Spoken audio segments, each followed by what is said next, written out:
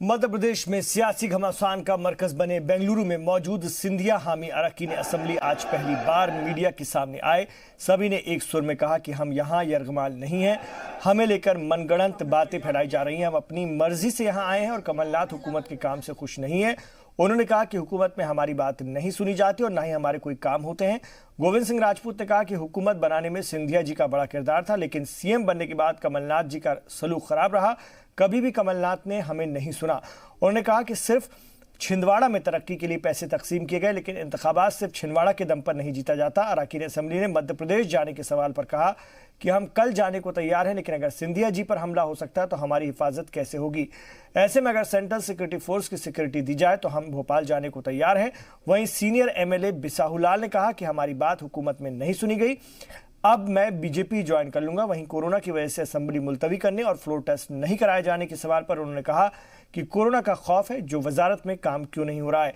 Mid term election होने के सवाल पर सभी एमएलए ने कहा एक सुर में कि वो सभी आवाम के बीच जाने को तैयार हैं। बागी एमएलए के तेवर का अंदाजा इसी बात से लगाया जा सकता है कि मीडिया के सामने कहा गया है, सौभाग्य न सब दिन सोता है, देखो आगे क्या होता है। सिंधिया हमारे नेता हैं और 2000 हम 20 साल से उनके साथ राजनीति कर रहे हैं और उनने हमें राजनीति करना सिखाया है।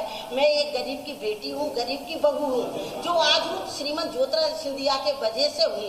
और मैं वास्तव में अगर ज्योतिरादित्य सिंधिया करने कुआं में कूद जाओ तो कूदने को तैयार है मरती के। तो इस बात का संशय क्यों है कि हम भाजपा ज्वाइन करेंगे या अभी विचार कर रहे हैं? हम विचार करेंगे, हम सब बैठ के मध्य प्रदेश हमें केंद्र की पुलिस मिले, हम मध्य प्रदेश जाएंगे और वहाँ बैठ कर हमारे जितने विधायक हैं 22 पूरे मध्य प्रदेश के विधायकों से, मंत्रियों से पूछो, हमसे ज्यादा मंत्री और विधायक से ज्यादा शक्तिशाली अधिकारियों की चलती है, अधिकारियों की ज्यादा चलती है, समय का अभाव है। और ये जितने भी लोग आए स्वयं अपनी स्वतः खुद की इच्छा से आए, सरकार के पास समय नहीं है, समय का अभाव है, इसलिए हम लोग यहाँ। अगर कोरोना का डर है तो वल्लभ भवन जो हमारा यहाँ का मंत्रालय है वहाँ भी छुट्टी कर दो सबको, वो सब जा रहे हैं वहाँ पे वल्लभ भवन में काम को। उनको कोरोना नहीं लगता क्या? कोरोना सबको लग रही है, तो सब बंद करो ना, वल्लभ भवन चल रही है। सिंधिया हामी लीडरान के प्रेस कॉन्फ्रेंस पर कांग्रेस के पीसी शर्मा ने कहा कि अराकीन असेंबली को भोपाल में प्रेस कॉन्फ्रेंस करना चाहिए, बीजेपी ने उन्हें यरगमाल बनाकर रखा है। पीसी शर्मा ने बीजेपी पर अपने भी एमएलए को सीहोर में यरगमाल बनाने का इल्जाम लगाया है। हमारे साथ है जो सर नोटिस दिया है सरकार को 24 घंटे के लिए, सरकार को नोटिस है 24 घंटे के लिए, क्या कहें? सुप्रीम कोर्ट ने विपक्ष के नेताओं ने याचिका दायर की थी।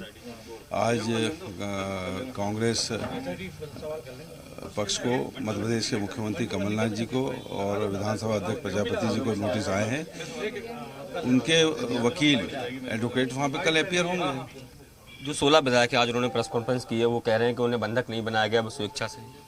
अगर बंधक नहीं बनाया गया है तो विधायक मध्य प्रदेश के हैं, भोपाल में आके लें प्रेस कॉन्फ्रेंस, अपने विधानसभा क्षेत्रों में लें। वो कोई कर्नाटक या बेंगलोर के विधायक नहीं है। अगर डर नहीं है, कुछ नहीं है, तो यहाँ पे आके लें। आपका पक्ष कब रखा जाएगा? कल कौन कौन लोग रखने वाले हैं? क्या नोटिस जो आया है उसमें जिनको नोटिस आया है, चाहे मुख्यमंत्री जी हों, चाहे प्रजापति जी हों, चाहे कांग्रेस पार्टी हो, उनके वकील कल पक्ष रखेंगे। तो ये है मंत्री पीसी शर्मा जी, जिनका साफ तौर पर कहना है कि नोटिस मिला है और जो सरकार का पक्ष है वो जो वकील है वो कल सुप्रीम कोर्ट में रखेंगे। कैमरामैन कैलाश के साथ शैलेंद्र सिंह, जी मीडिया, भोपाल।